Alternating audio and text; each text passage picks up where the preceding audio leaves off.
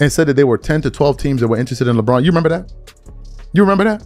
You remember when Dave McMenamin said the Lakers, no, was it Dave? It was either Dave McMenamin or Brian Hornhurst. The Lakers and LeBron James are currently going back and forth. It was all a lie. None of this reporting was true. There was no communication. Across the post from NBA Central that essentially said that, and this is pretty crazy, that that LeBron James is no longer a top priority for the Los Angeles Lakers, and his contract has now taken a backseat. Right in the backseat. A new report just dropped, and it is rough for the king. According to insider Jake Fisher, the Lakers' top priority this offseason is finding a center, and LeBron James's contract got shoved to the back burner. The same LeBron who once froze the league in free agency is now an afterthought in his own building. The throne is cracking. So before we get rolling, tell me straight, is this the Lakers disrespecting LeBron, or just the smartest move they could make for their future? So, Jake Fisher is reporting that the Lakers' main goal right now is finding a big man. LeBron's new contract? That is actually taking a back seat for a minute. And it gets more interesting. Bleacher Report dropped an update last night from Shams. He says the Lakers have not even offered LeBron a deal yet. In fact, since the negotiation window opened, there has been zero talk between LeBron and the team. Nothing at all. Here is the report that started it all.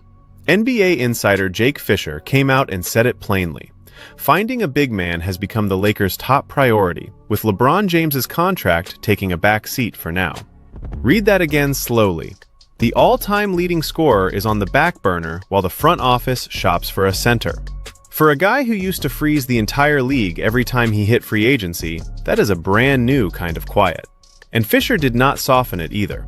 He said chasing a big man, a pick-and-roll partner, and lob threat to stand next to Luka Doncic and Austin Reeves is the Lakers' #1 priority, not signing LeBron. Those are basically his exact words. Then he went a step further and said it might be more likely than not that LeBron leaves Los Angeles than stays. When a respected insider is openly floating the exit door, that is not idle gossip. That is the temperature. They even claimed that 10 to 12 teams were chasing LeBron. Do you remember that? Or how about when Dave McMenamin, or maybe it was Brian Windhorst, said LeBron and the Lakers were actively going back and forth on a deal? Well, it was all a lie. None of that reporting was true. There was absolutely zero communication happening behind the scenes. To really get how strange this is, remember what LeBron free agency used to look like. The entire league would stop and wait. Teams cleared cap space years in advance just to be ready. Cities held their breath.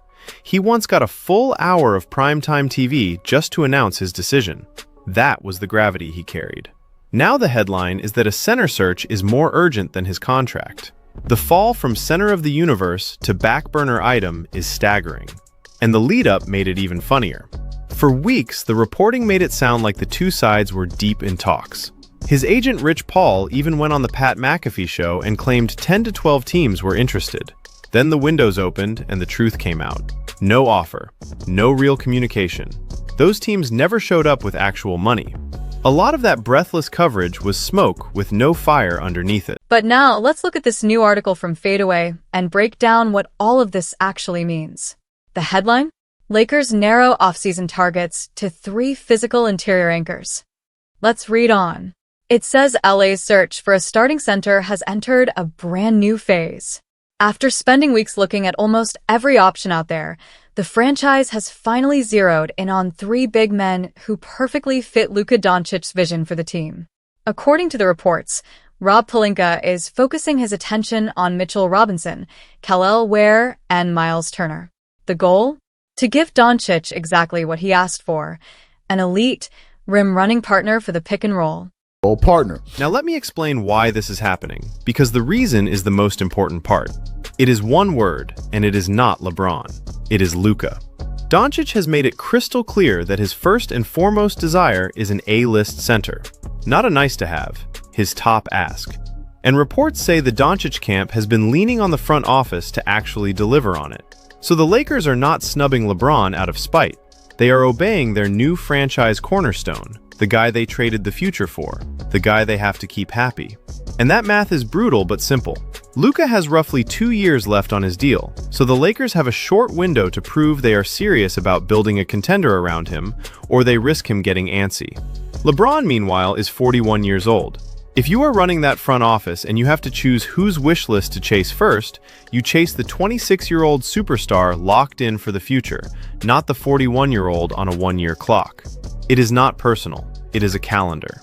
And make no mistake, the Luka factor is not a suggestion, it is a mandate. With only about 2 years left on his contract, the Lakers genuinely cannot afford to brush off what he is asking for.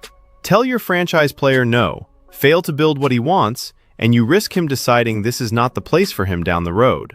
That is the nightmare for a team that traded a haul to get him.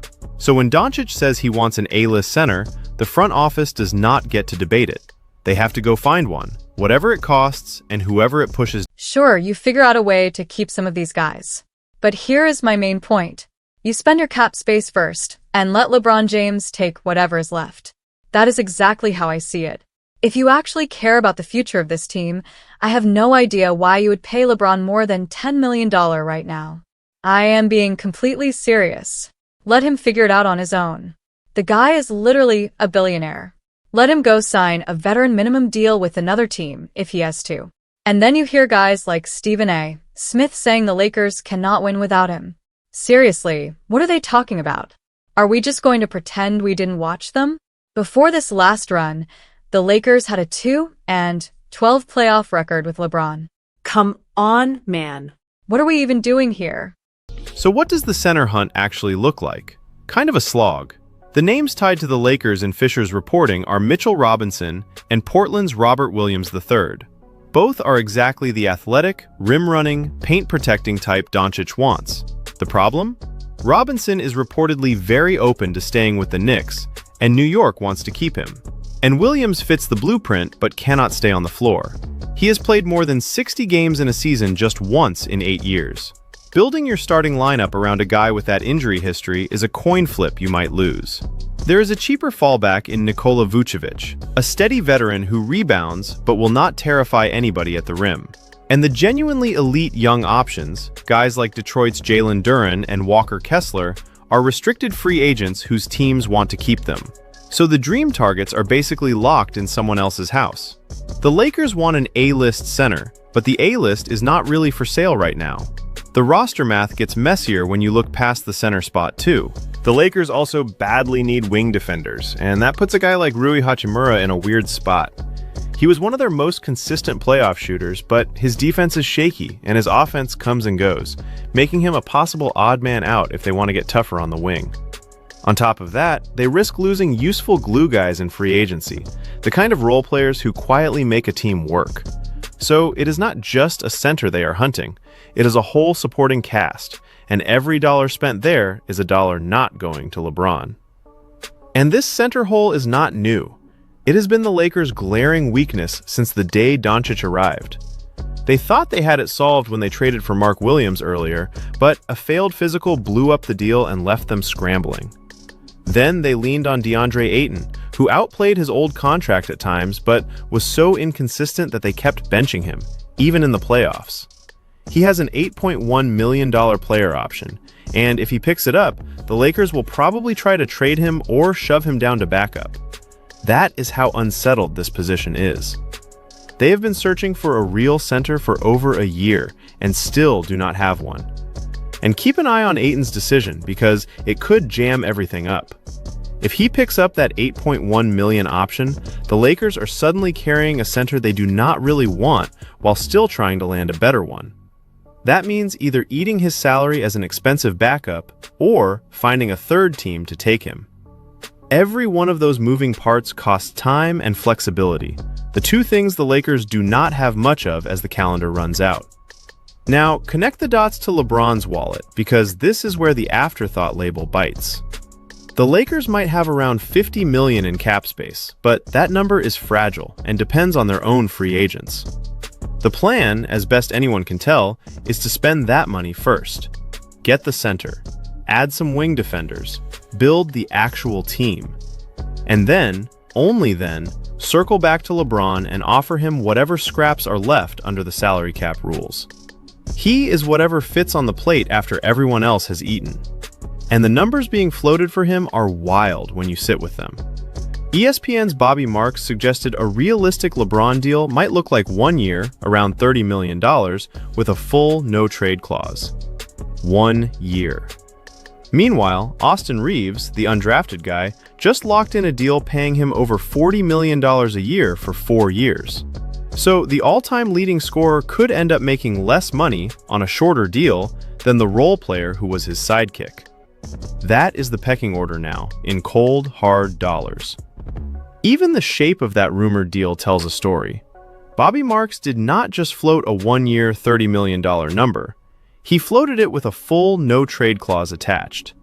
The money is modest, so you sweeten it with control. You let him pick his own ending and promise he will not get shipped somewhere he does not want to go.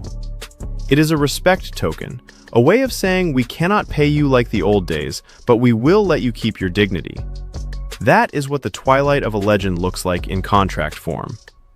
Let me back up and explain why the Lakers are even comfortable treating him this way, because a few years ago, this would have been unthinkable. The answer is the same one nobody on the Panic shows wants to say out loud. He is 41. Nobody hands a 41-year-old a max contract worth $50+ million a year. That is not an insult, that is just the math of an aging body. And the on-court reality backs it up. This past season, the Lakers, with both LeBron and Luka, got their lack of size brutally exposed and ran into a buzzsaw. They got bounced in the second round, swept by the Oklahoma City Thunder. The duo looked great until they hit real competition, and then the missing center cost them. The front office watched that and drew the obvious conclusion. The problem is not the star power, it is everything around it. There is a bigger picture reason to build for the future instead of the now, too. The Western Conference is a meat grinder right now. The Thunder and the Spurs are young, loaded, and miles ahead of the pack, sitting on mountains of talent and draft picks. Trying to win a title in that gauntlet with a 41-year-old as your second star is a tough sell. Building a younger, deeper team around Luka for the next 5 years makes more sense than betting it all on one more LeBron run the bracket would probably swallow anyway. So where does LeBron actually go if not back to LA at a discount? The market is thinner than his fans want to believe.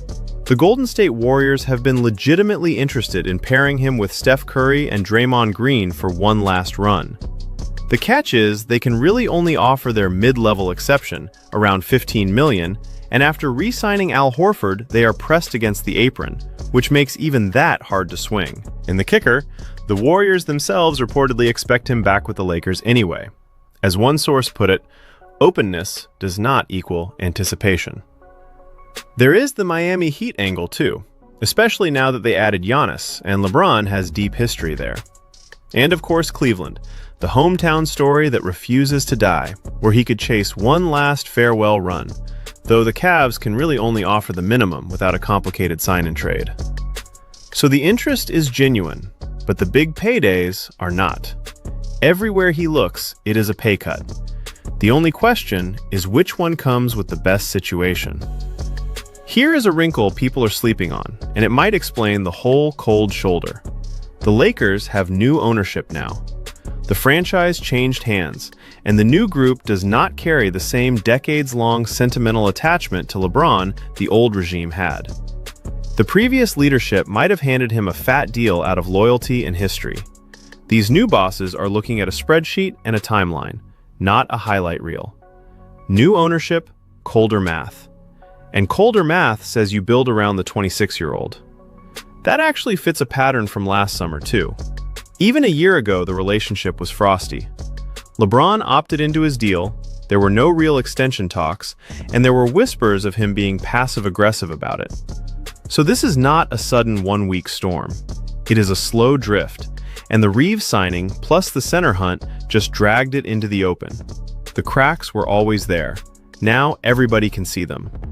To be fair, let me give the other side its due, because this could still be a whole lot of leverage theater. LeBron has played this game before. He loves Los Angeles, his family is settled there, and he gets to keep playing alongside his son. Those are real reasons to stay that have nothing to do with money. It is very possible the Lakers always planned to handle the center and role players first, then circle back with a fair number for LeBron, and all this quiet is just the normal pause before a deal. Plenty of free agencies look scary for a week and end with a handshake. But even if he does re-sign, something fundamental has changed, and that is the real story here. For 20-plus years, LeBron dictated.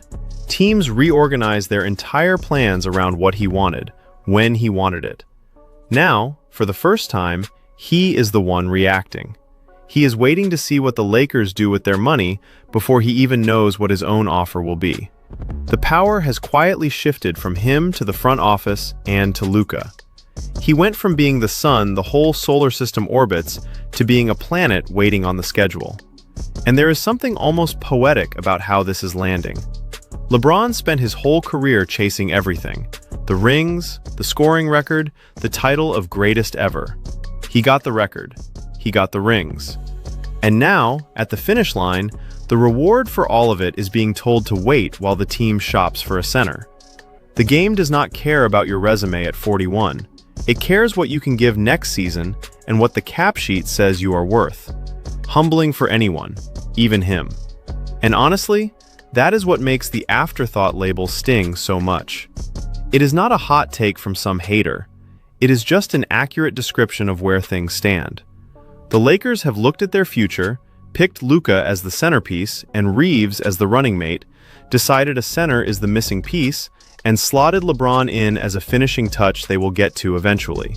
For the greatest scorer the game has ever produced, going from the blueprint to the afterthought is a strange, almost unthinkable place to be. So that is the new reality in LA. A franchise chasing a big man it cannot quite catch. A superstar in Luka calling the shots. A brand new ownership group with no time for nostalgia, and a 41-year-old legend sitting by the phone waiting for a number that keeps shrinking. LeBron will land somewhere, probably right back in purple and gold once the dust clears. But his days of running the show are over.